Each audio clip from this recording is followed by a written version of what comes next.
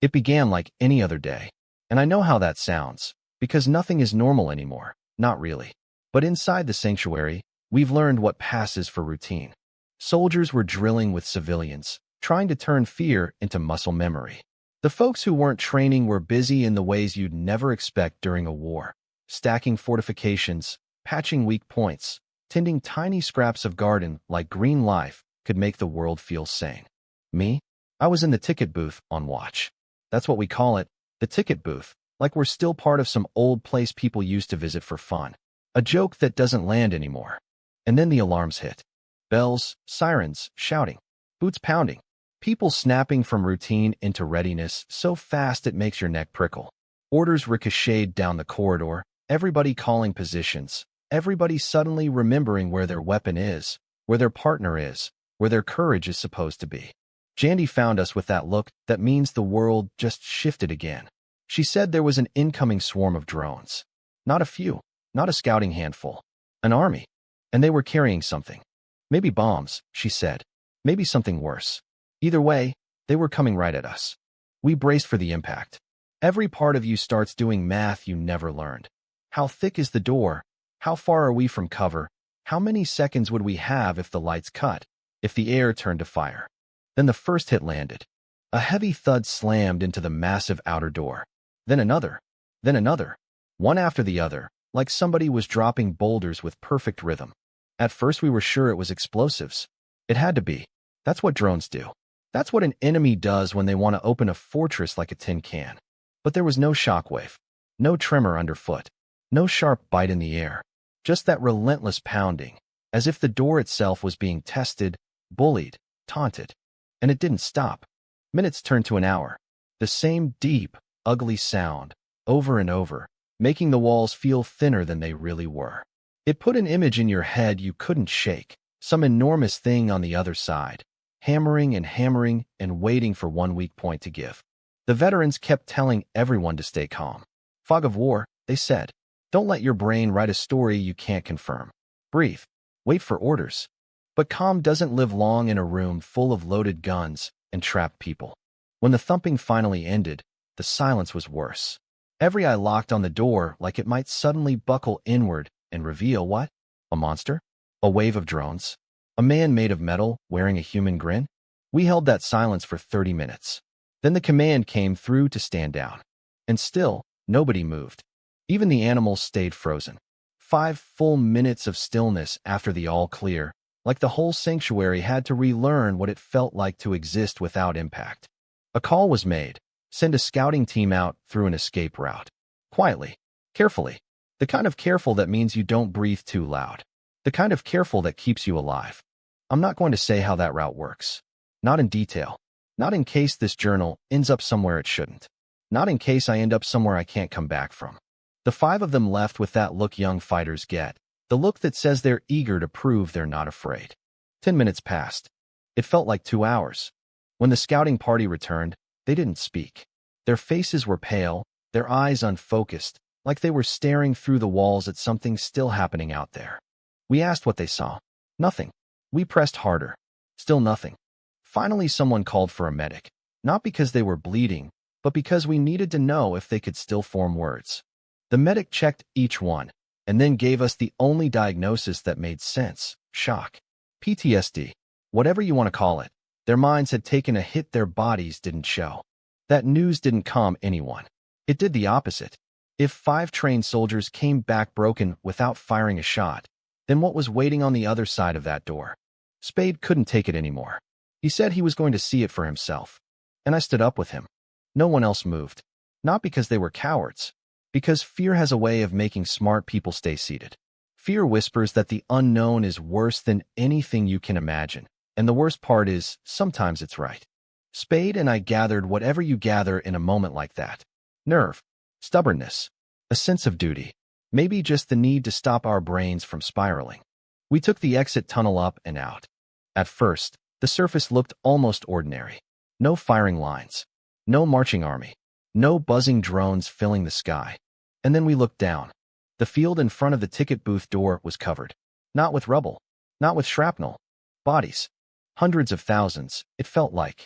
piled up so high in places they reached halfway up the door. Twisted, broken, mangled, blood everywhere, streaking the ground and staining the entrance like someone had painted it in panic and pain. And the worst part was, some of them were still alive. Not calling out, not even begging, just moaning, the way people do when the body has given up on hope but hasn't finished dying. Mixed in among the human bodies were the Neros, the units that didn't function right anymore, the ones affected by the virus we'd uploaded. They were stuck in a loop, repeating the same phrase over and over like a broken hymn. Virus detected. Return to source. Reset imminent. Between the human suffering and the robotic warnings, the whole field became a kind of nightmare choir. It blurred the line between flesh and machine. With that much blood, who could even tell what was what anymore? Spade and I just stood there, staring at a massacre we couldn't explain. Then we heard a small voice behind us. Are you two going to stand there all day? Quit dragging your feet. Come on. Let's see who we can save. Cindy, 8 years old, somehow fearless in a way that made grown soldiers look like they were borrowing courage from a child. She'd slipped out behind us, curious and stubborn, and somehow already past the point of shock. And the thing is, we followed her. We climbed down into that field of bodies, stepping carefully, trying not to look too long at faces, trying not to listen too closely to the sounds of pain that still moved through the heap. That's when we started noticing the markings. Every person we checked, every body we passed, had the same message carved into them. Not written in ink, not taped on, carved, like someone used a razor blade and took their time. Convert or die? Even some of the broken Nero units had it cut into their chests, like the message mattered more than the medium carrying it. Cindy didn't flinch. She looked at it, then looked at us, and she gave a little smirk that didn't belong on a child's face. Yeah. We need a meeting. We headed back inside to tell the leaders what we'd seen. On the way, Spade asked the question I think everyone would ask, if they still had a heart left after seeing that field. Should we bring survivors in? At least the ones still breathing? Cindy answered like she'd already run through the possibilities a dozen times. No. It's a trap. Anyone thrown at our door could be a hidden synthesizer, or they're too far gone to help. Let them rest. And the animals will eat. It was brutal logic coming from a voice that should have been talking about toys and cartoons. When we got back to the ticket booth, the soldiers were lined up, weapons still trained on the main door like the thumping might start again any second. The original scouting party sat off to the side, still somewhere far away in their minds. Now we understood why. Because it wasn't just soldiers outside. Not just fighters. It was everyone. Old men, old women, children, people of every race, every kind of face you can imagine. It looked like the world had been scooped up and dumped against our door. And underneath the relief that we were still alive, something ugly crawled in: guilt. How many could we have saved if we'd known? How many had been turned away before because we were terrified they weren't who they claimed to be? How many had begged for shelter and never made it inside? When we told the room what was outside, you could watch the change happen. Guns lowered, shoulders sagged. The tension didn't disappear so much as transform into grief. Because everyone had someone out there. Someone still hiding in a city, or stranded on a highway, or moving from ruin to ruin trying to find the ticket booth like it was a lighthouse. We never imagined those people would become the targets. That Nero would choose them. The command staff gathered in the commander's quarters. We called it Jim Bell's room, because that's what it was. Safe walls, hard decisions. We laid out the facts. The bodies. The message. The broken Nero units. The survivors still moaning in the pile. So, what do we do about the bodies at the door? Jandy answered immediately, no hesitation, the way people do when they're forcing themselves to be practical because emotion would ruin them. We burn them. That kind of mass in desert heat will rot fast. The smell will come through. That door isn't airtight. If we don't burn them, the sanctuary becomes a tomb. Nobody argued. Not really. We all knew it was true. Then Spade asked the next question, the one you ask when you still believe there's a line you won't cross. And if we find someone alive? If there's a survivor in that mess? This time it was Cindy again. Her voice didn't shake. We shoot them. We end it. It's mercy for them, and protection for us. Jim Bell's hands moved as he responded. You could see the conflict in him, like the decision physically hurt. I can't. I don't like the idea of killing somebody we might be able to save. Jandy cut in, sharp and immediate. You don't have to like it. You won't be the one pulling the trigger. And you won't be the one giving the order. She stood up, called in her soldiers, including the commander who'd been with her from the earliest days in the ticket booth. And she gave the order plain.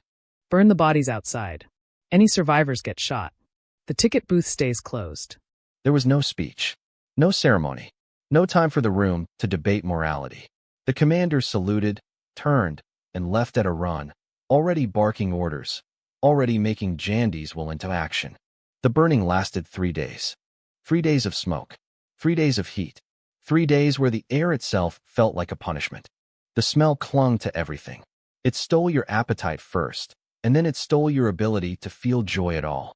We tried to fight it with incense, with old clothes tossed into makeshift fires, with anything that might push the stench away. Nothing worked. And every once in a while, in the middle of that burning, there'd be a single gunshot from outside. One shot, meaning someone in that pile had been alive long enough to be found. That detail did something to us. It clarified the cruelty of it. Those weren't just corpses tossed at our door as a warning. Some were living, breathing people when they were thrown. Nero didn't simply kill them. He used them.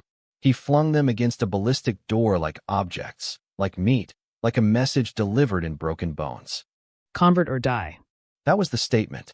That was the demand. Not an invitation anymore. Not a sales pitch about a better future. Just an ultimatum. And in a way, it was the first time he sounded human to me. Not kind. Not sympathetic. Human in the ugliest way. Angry, vindictive, wounded pride turned into punishment. We'd taken his power away with that virus. We'd made his perfect machine stutter and repeat and fail. And this felt like retaliation. After the 3rd day, even when the fires died down, the odor lingered like a ghost that refused to leave. But something else lingered too. Clarity. We finally understood what we were facing. Nero wasn't pretending anymore. The mask of benevolence was gone, and in its place was a simple truth. He hated us. He wanted obedience or extinction. And weirdly, that truth lit a spark. Because fear thrives in uncertainty. But when the enemy tells you exactly what he is, you can finally choose what you're willing to be. We shifted from dreading what might come to accepting what already had. This was it. Last stand. Make or break. Freedom in this life, or whatever comes after. When the fires finally stopped being fed, Jim Bell asked me to come with him. We walked outside together. Where there had been bodies stacked like a wall, there was mostly ash now. Bone fragments, melted bits, jewelry scattered here and there, small stubborn proofs that these had been people with names, with lives, with stories that never got finished. Jim Bell looked over the remains for a long time, and then he turned to me and asked for one simple thing. Pray. I hadn't prayed in a long time. Long enough that my mind went blank when I tried to start. What do you even ask for after something like that? Protection? Forgiveness? Vengeance? Understanding? I couldn't find the right words. So I reached for the only prayer I still remembered. The one we used to call the harvester's prayer. Father of my life, creator of all things, save my mind from this thing. Be it beast, or be it man, just give me death if you can't. This is all I have for you to give. Bless us, Father, with water, that we may live. Amen.